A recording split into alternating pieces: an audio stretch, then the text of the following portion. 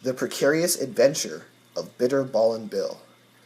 Written and produced by Andrew Baker, Jacob Priller, and Bennett Shelby.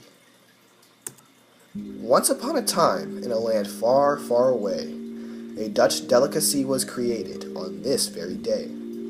With a little bit of beef, and of course a little love, Bitter Ballin' Bill arose like a dove. Curious and ambitious, he sought more knowledge. This is the tale of his precarious pledge. For he knew he was Dutch, but that's about all, as he was just a little Dutch bitter ball. What about the rest of the world, he exclaimed. So he jumped off the shelf and went down by the bay. There he boarded a ship large and mighty and set up on his precarious journey. A strong economic system was our Dutch creation. I wonder how we play a role in other nations. With many crewmen talking and much confusion, Bill got stuck, unable to come to a conclusion. Never mind that, the ship had set sail. Now for the truly precarious part of this tale. But 15 minutes into the trip, Bitter Ballin' Bill realized that this was no ordinary ship. With goods stacked high, touching the sky, Dutch East India Trading Company, he read as he rolled by. Then he came across a group of men who were sharing stories until the day's end. Our very first expedition established great dominance. No other maritime empires could keep up with us. With 1 million Europeans employed, the expensive trade network was more than a ploy. Additional ports were acquired by conquering land. We knew we had won as soon as our feet hit the sand. Boom, crash, bang! The ship entered port rather untamed. Bitter Ballin' Bill rolled down the ramp and onto the dock, as did the men like the birds in a flock. They wasted no time, got right to work, but Bitter Ballin' Bill set out with a smirk. Where could I be? He hadn't a clue. But then he realized, the island of Molucca.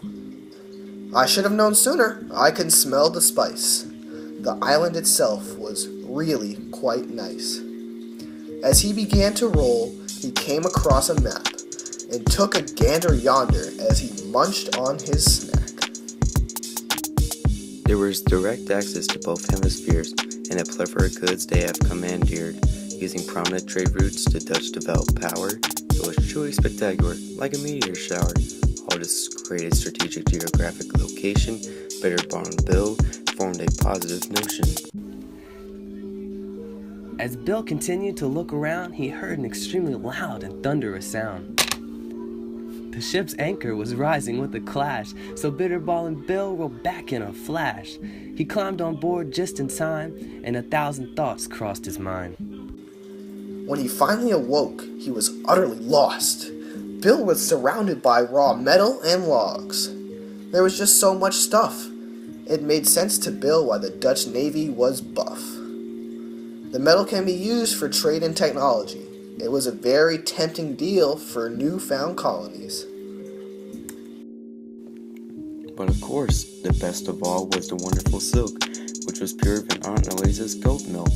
The Dutch regulated trade to Asia and other places. They boosted economic systems which were very complacent.